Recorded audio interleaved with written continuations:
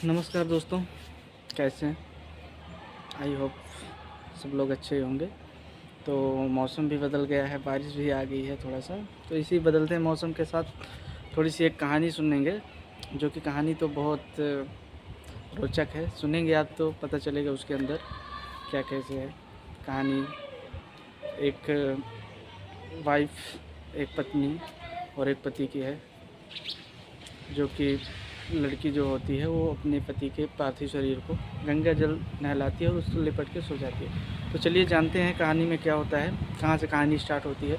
कहानी स्टार्ट होती है एक छोटे से शहर बिलासपुर के एक छोटे से गांव से। वहाँ पे एक छोटा से गांव का कस्बा होता है। इसमें एक दीक्षित नाम का लड़का होता है और वो बैंक में कुछ काम कर रहा होता है। बैंक में कुछ अधिकारी का पद मिलता है उसको।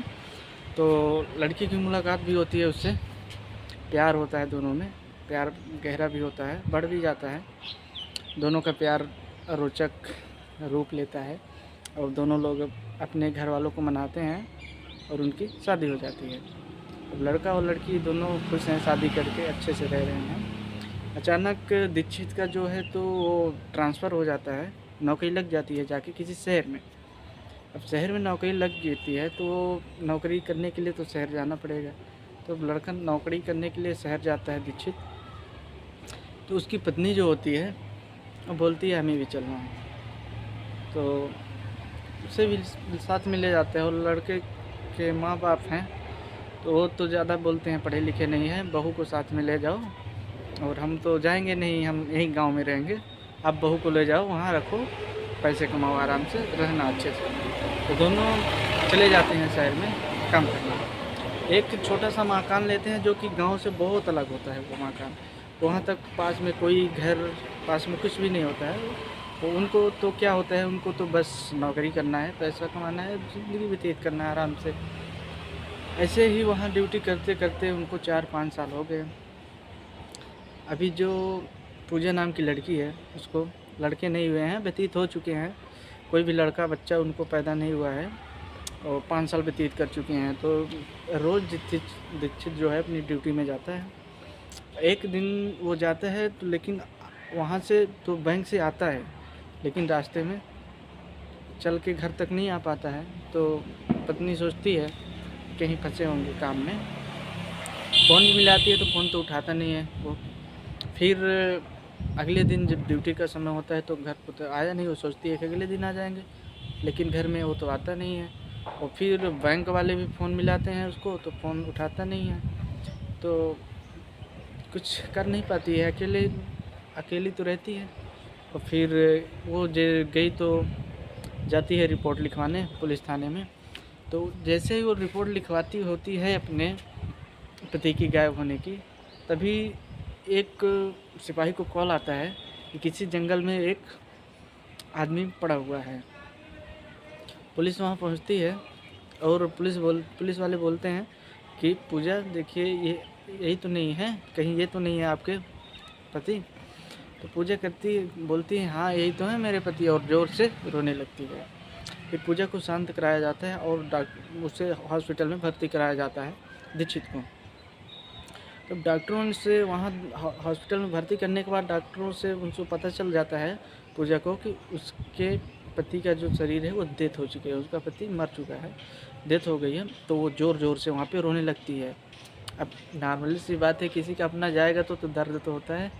फिर वो रोने लगी और वहाँ से वो डॉक्टर लोग उसको निकाल दिए, वो कैसे भी करके एम्बुलेंस करके घर लेके आई, लिटा दी।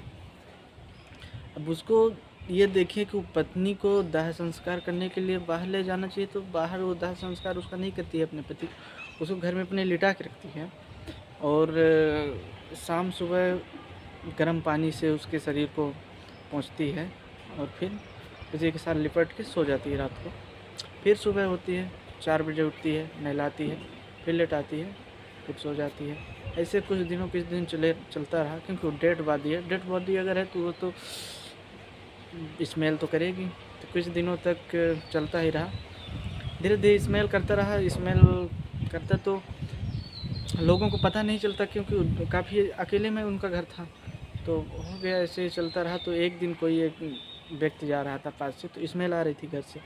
तो गया तो देखा, तो पूछता है कि स्मेल कैसी आ रही है। गया देखा घर में, तो वही थी रेखा, वो पूजा। पूछता है स्मेल कैसी है, तो बोलती है वो पूजा कि मेरे पति कोमा, ये स्मेल उनसे आती है, मेरे पति से आती है, वो कोमा में चले गए हैं, कोई उनका इलाज चल रहा है, कुछ दिनों के बाद वो ठीक हो जाएंगे, ऐसे बोलती है। फिर वो कुछ अनसुनी करता है व्यक्ति और चला जाता है। ऐसे ऐसे करते करते अब थोड़ा सा ज़्यादा दिन बीत गए, तो स्मेल ज़्यादा आने लगी। अब तेज़बाती अगर रखेंगे तो स्मेल तो ज़्यादा आएगी ना, आने लगी। हाँ, तो फिर जब स्मेल ज़्यादा आने लगी, तो वो गंगा जल उसको बॉडी में छिड़कती, नहलाती गंगा जल से और सो जाती उसी के साथ। फिर एक सर्वे होता है, वो डॉक्टर लोग करते हैं, तो वो कर रहे थे गांव में सर्वे। तो उनको पता चला, देखे तो इतना स्मेल आ रही थी। फिर वो गए उस घर में, वो जाने नहीं दे रही थी, लेकिन ज़बरदस्ती उस घर में गए। पूछे उससे, तो वो यही बात कहती है कि मेरे पति कोमा में चले गए हैं, इलाज चल रहा है, कुछ दिनों के बाद ठीक हो जाते हैं, ठीक हो जाएंगे। तो डॉक्टरों ने अंदर जाके देखा, तो लाश पूरा गल चुकी थी, पूरे मतलब गल चुके था, और उसके हड्डियाँ जो है बाहर निकल आई थी, और लाश पूरी गल चुकी थी, पूरी तरह से गल चुकी थी, इतना स्मेल आ रही थी। वहाँ रहना भी किसी के लिए संभव नहीं था, पर वो पत्नी का प्यार उसका वहाँ रोक के रखा था उसे। फिर उसको बोलते हैं कि इसको दाह संस्कार करने की वजह से तुम इसको अंदर क्यों रखी हो। तो बोलती है कि ये कोमा में गए हैं, नहीं ठीक हो जाएंगे कुछ दिनों के बाद, सब सही होगा, हम लोग फिर अच्छे से लाइफ स्पेंड करेंगे, लाइफ जिएंगे फिर से अच्छे से, सब अच्छा हो जाएगा। तो डॉक्टर लोग बोलते हैं कि, और रोने लगती तेज से। तो डॉक्टर लोग बोलते हैं कि इसको कुछ दवा की ज़रूरत है, हॉस्पिटल ले चलेंगे, तो दवा इसको प्रोवाइड करेंगे और अच्छा हो जाएगी। फिर ले जाते हैं उसको, तो वहाँ फिर उसको डेथ घोषित करते हैं, फिर उसका अंतिम दाह संस्कार करते हैं। तो इस कहानी से देख ये क्या सीख आप लोगों को मिलती है? पत्नी कैसी है, या उसका पागलपन है, या उसका प्यार है? तो कमेंट करके बताइए।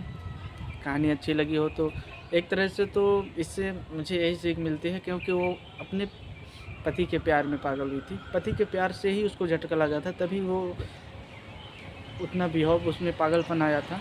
तो कमेंट करके आप लोग भी बताइए कैसी लगी कहानी, अच्छी लगी हो तो कमेंट करिए बिल्कुल।